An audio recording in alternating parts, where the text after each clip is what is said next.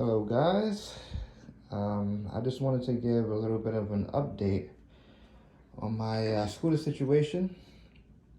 As you can see, I no longer have my Dualtron Mini, but I upgraded to an Eagle Pro, and I've done a few upgrades to it to make it feel a little bit better, perform a little bit better. So I'm just gonna go through a few of those today.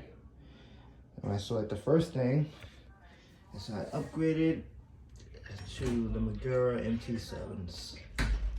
I was gonna go with the MT5s, but when I got these, the MT5s were in stock, and many motors didn't know when they were gonna get them back in stock. So I just went with these because the brakes that I had on before, which was the X-Tex, the brake cable snapped on me. So I kind of needed an immediate brake replacement. So I kind of just went all out and just got the best brakes I could. And those were the MT7s. So you go up a little closer look at these. Okay. Pretty nice. You take it to the top where the triggers are. The MT7 right there on the triggers. The other side.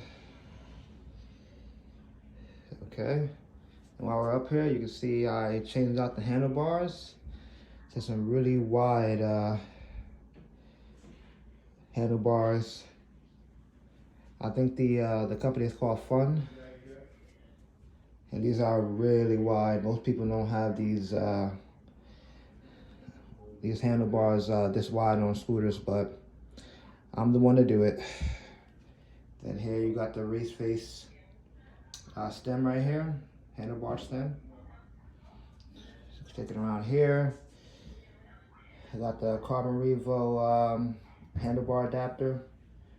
That's really the only way you're gonna get these mountain bike handlebars on your scooter is to get an adapter for it. Yeah, so. And then here, I have the little kitty bar here. Unfortunately, on one of my last rides, I lost one of the lights. So there's no light on this side, so I have to get that replaced. Okay, down here, I got the King Sonkin steering damper. Okay, it's a really high quality dampener. You know, does the job.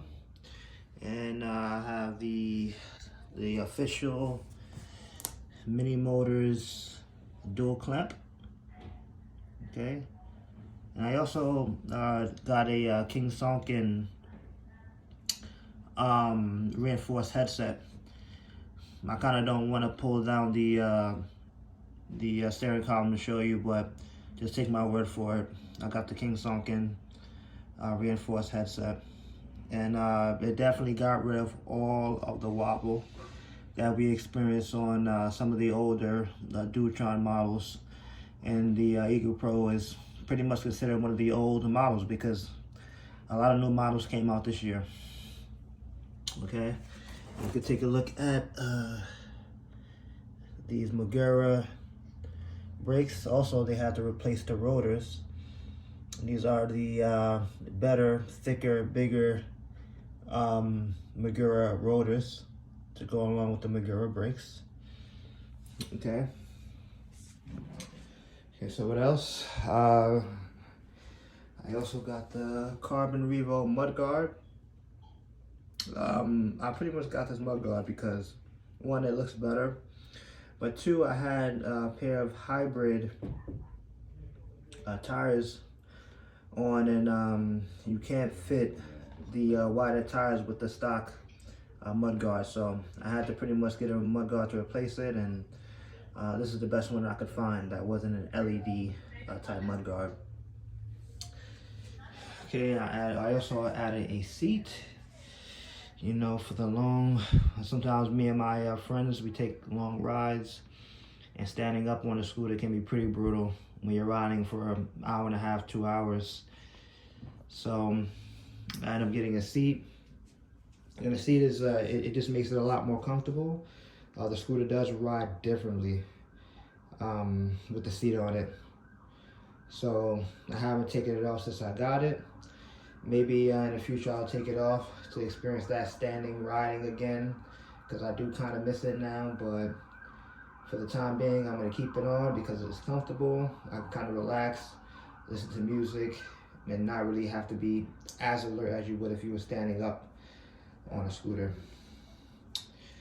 Okay, just to go back down to the brakes, for all of you guys who are interested in possibly having these brakes put on your scooter, it came up to like $1,000 for the brakes themselves, the spacers, the new rotors, the adapters, and also the service charge, the installation charge. So they weren't cheap at all. The MT files are going to be a little bit more cheap. They're probably going to be like around $800 or so, to get the brakes and have them installed. Yeah, so these are not cheap brakes whatsoever. Okay, so, and then the seat itself, the seat kit, and this is the seat kit that goes with the Thunder, and that was $160, I believe, 160 for the seat kit itself. And then I had to go on AliExpress to buy a seat adapter so it can actually fit on the Eagle. And the seat adapter was like $60 for the seat adapter. Okay. And the actual, if we go up here to the handlebar adapter, it was like 90 bucks for the handlebar adapter. The handlebars themselves were 40.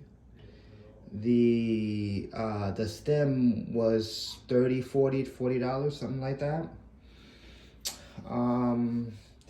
The Kinsolking steering dampener, I'm not exactly sure how much it cost because I bought it with it on it. I bought it secondhand. The Eagle Pro secondhand. It had like a little bit less than 300 miles on it, so it was like very low mileage, and I bought it with it on there, so I'm not exactly sure how much that cost. The reinforced headset was about $180. Okay, from Kingsong themselves. I actually had to contact Kingsonkin on Facebook to try to find out what store had them in stock, because he didn't have any in stock, but he was like a really nice guy, and he just helped me find a guy who had them. So he gave me a link. He gave me the email address to a store. I contacted the store, and yeah, they had them in stock. I purchased it, and it was here in like a week or something like that. So it was pretty quick shipping on it. Okay, so what else can I show you here?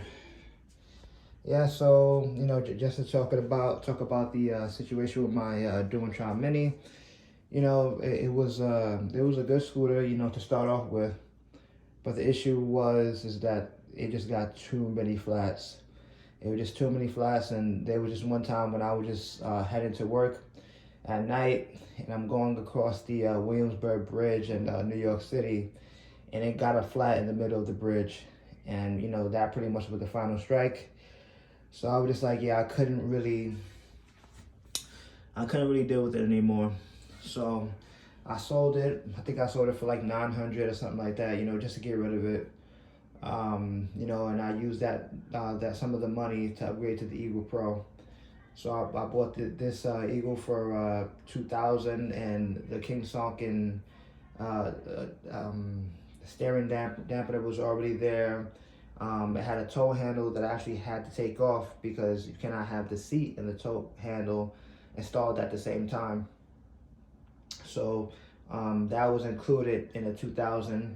The fast charger was included, and as I said, the steering dampener was included, and also the washers are pretty cheap, but the washers on the top of the board were included, not the blue washers that I have here on the side.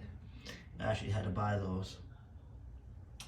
Okay, yeah, so like I just couldn't really deal with getting flats, especially when I had somewhere important to go.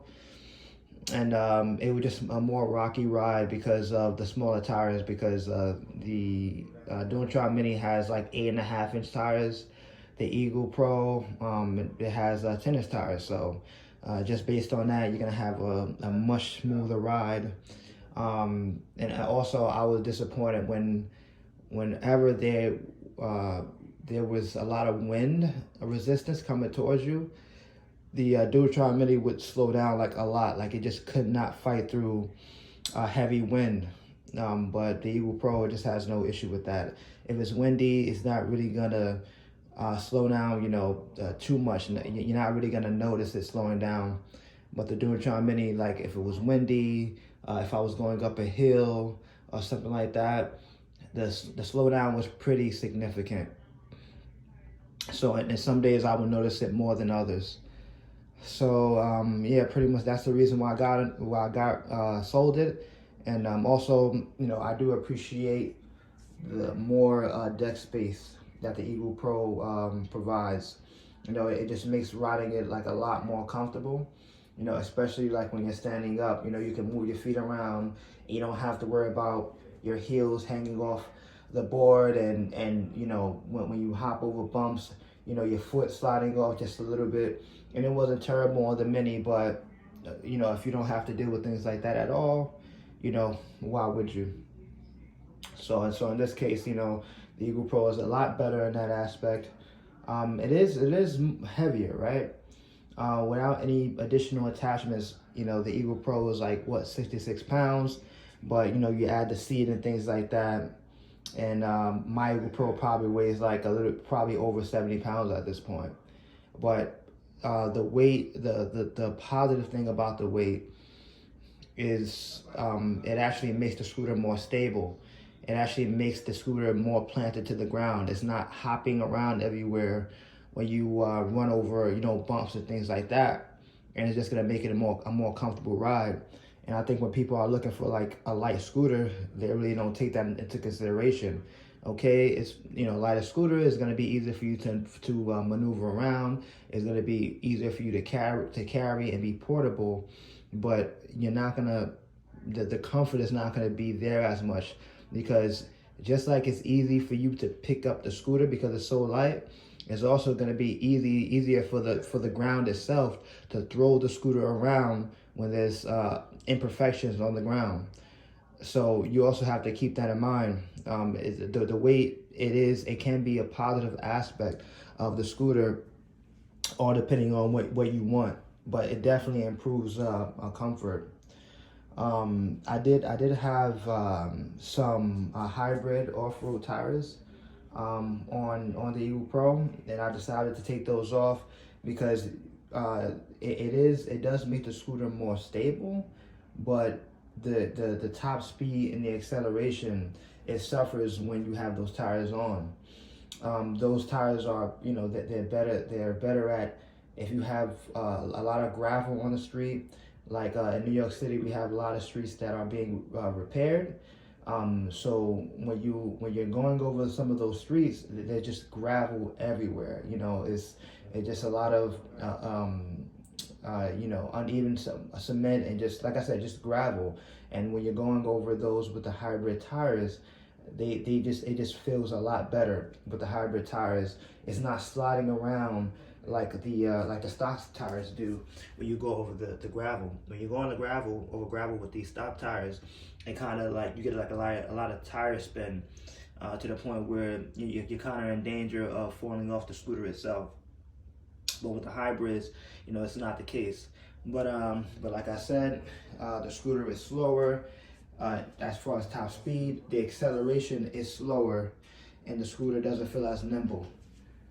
So you have to consider that when you're changing your tires to whatever you think that's going to be best for you.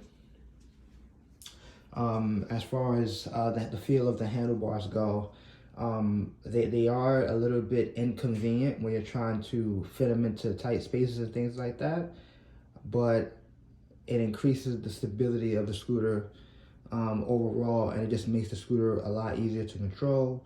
It makes it like more stable. it just makes it a more comfortable ride. But you do have to sort of think about other inconveniences. Like I said, fitting it into your car. You know, it might not fit into your car anymore because of the wide handlebars. It might not. It might be harder for you to take it through your hallway because, like me, I have like a very narrow hallway that I have to take it through to get it into my room. So things like that. So you have to consider things like that. But if that's not really an issue for you, then the wider handlebars are a really good idea because they definitely improve the quality of the ride. Okay, guys, that's pretty much all I want to talk about. If you guys have any questions, feel free to ask, and I'll respond to your comments. Thanks for watching.